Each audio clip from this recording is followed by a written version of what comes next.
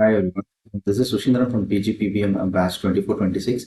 I'm going to discuss you about the Indian economic policy. So my discussions basically have converted into or segregated into three parts. Part one, I will be covering the first three phases of the Indian economy. The second part, I will be discussing from 1990s to 2025 how the Indian economy was booming. And in the third part, I will be discussing like how or what we should be doing from 2025 in order to get into a superpower or a well-developed economic nation. So my first discussion for the first three phases of the Indian economy is simple. So post-independence, India was mostly investing on the capital-intensive market. The reason for investing in the capital-intensive market is because India was a country of many states together. So India always had a threat of internal coup, and also we had a neighbors who are very volatile who may attack us. So India was basically doing the business what the European nation wants India to do. So India was doing some manufacturing for the European countries, and it was much cheaper labor for them to do it in India. So India was doing what they wanted rather than doing what we actually wanted. So this got us into a state where we were unable to manage our own needs. The first thing is like we got into a place where we got famine and we were not able to have a self-sustained food. Like we are dependent on other countries for even for our food. So during the 60s, like we got into the state like where India has to revolutionize itself and make sure that India should self-sustain itself on its basic needs. The basic needs are the basically the food. So the government brought up this policies like green revolution and white revolution. These played a major or significant role where Indian economy started becoming self-sustained. Like we were basically doing our own agriculture, so we are not dependent on other countries for our food. So if you take the case like many countries still now are in the poverty line because they are expecting other countries to feed them. So India got from that state. Imagine a country with like close to 140 crore people where all the food is completely done by our own country and we are also exporting. So that is a very good development. This started in 1960s. So whatever that started in 1960s traversed and we were able to sustain it in the last 50, 60 years. Second thing is like India were more dependent on the European countries on the manufacturing sector. That is the reason like we were only doing many machinery kind of parts like basically that are only for the armies or heavy vehicles. The basic reason is because during this 1940s or 1930s there was a always a confusion that there might be a third world war also. So India was making itself ready. Why? Any country which doesn't have a proper defense system for itself is open to be volatile or open to be attacked by other countries. So India wants a superior like a country which possessed India and China which possessed close to 35 or 50% of the GDP of the global got into another nation, got into a control of another nation is because of the poor defense system. So India was mostly focusing on that part so that others will not intrude into our territory and India also gets support from other countries in case of a war. So from 1990, India got into a state like India lost all its foreign reserve and India was kind of getting a bankrupt state. So at that point, the government decided something which is very important for the economy. So the government, what they did is they took the gold and they pledged it to the IMF and got a loan as an and got some interim cash reserve where India was able to manage its financial deficits.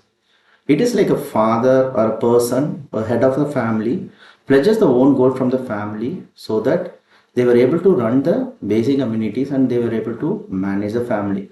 Similarly, the country also did the same, like they put the reserves and they made sure like we were able to manage the transaction between the countries and also as we are you all are aware like still we are dependent on oil from other countries, so which is the major source of energy and which is the major source that drives any economy, the transport. So India wants cash reserve, so India did pledge the gold. But one important thing what India did during the 90s is opening India liberalization and also opening the market for other industry to get in. So that is kind of a way like where India got into a very good development. My reasons are, my perspective on this is this. So when India started in 1990s, what actually happened good for India is Indian service industry got boomed. So India had a very good education system, at least the South Indian part, the Southern Indian and couple of states over the north were having a very good education system. So people had a basic knowledge of language, like, so they were very good in English compared to their peer countries. That is the major reason why most of the outsourcing work were given to India. So at one point they used to tell Indians are very good in English compared to the Chinese. That is the reason like why Indians were able to get the jobs easily in United States or UK. So this was the boom for the Indian sector in the services level. So service industry boomed like anything. Indian foreign reserves also improved because of the service industry's growth. So this is the I would say like this is the second phase for what, or the second part which I'm going to discuss. The service industry got into a level like where India was the only dependent country for so many years because of the language fluency and the willingness for the Indians to go and study abroad. And second thing is like most of the other countries were educating their people only in their own language, like Mandarin for China and other countries. Or the basic education system educates them in their native language. But India made in 19, the decision came from 1950 onwards, like which India was following, like the basic education for any higher education is basically English. So people were very well versed in English, and that is the reason why they were able to communicate very clearly and they were able to adapt to the service industry. So that was a very big advantage for India. And you know, like India is a very big multilingual, like we have close to 18 official languages. So it is a highly tough to segregate all the education into language level. So English being a medium was very helpful for Indians and also helpful for Indians to go to the global arena. Then came the third phase, or the later part of the second part, where India started doing the service industry, and also Indians were getting into the foreign, were able to bring a lot of revenue or a lot of dollars reserves to the Indian government. So government got into a cash affluent state. But what we lagged during those phases is like the India started losing its skill set. So what other nations or the peer nations at that time started doing is like they were improving their skills and they were trying slowly improving themselves. Rather than with the language, they also started scaling up themselves on other industries. Like they got expertise in many industries. Like they got expertise in the, even if you take a shoe industry, even if you take a manufacturing industry, any industry, China and South Korea started developing itself. Being a small nation, South Korea is dominating the world mobile market. So even if you take the car industry, automobile industry, they do have very good companies coming from South Korea. So they started becoming a manufacturing hub, and they started having more skilled laborers. Though we are a labor, I mean affluent or labor intensive, like a huge labor market, India was not able to capitalize it because of the skill gap. What the other nations want and what kind of work is needed by the other nations, or what is needed to make Indian industry into a global level, is the skill gap that made India to be dependent on importing most of the electronic items from the foreign nation. So this, the third part which I'm going to discuss is like what India should be doing going forward to become a super nation, or my perspective on that. So the government started identifying these issues from 2014, 2015 onwards. The government started making many great policies. Like one of few I have to discuss is Make in India, Made in India, Atmanirbhar Bharat. These are very much known to people. So every time we buy something, like we always see Made in India, and this is a Make in India. Okay, something is happening in the Indian manufacturing industry. But the thing is, like the one thing which is always under the underlying thing for any government growth is the skill industry. India also is developing itself using the Skill India policy. So you can go to any government agencies where they give free training and in the improvement of the skill. So Indians has to get themselves into the skilled market. So the government is opening channel and revenue so that people can get trained easily without much cost. they can take the whatever field they are in, they can upgrade their skills so that they can become a global player. That way, when a big industry comes into India, the labor force will be open to serve those companies, and at one point, India itself can host those companies where our laborers can do the work for the company. So China, how they survived is they had skilled laborers. Once the US companies and UK companies were, I mean European companies were having, the government first had infrastructure, then they had skilled laborers.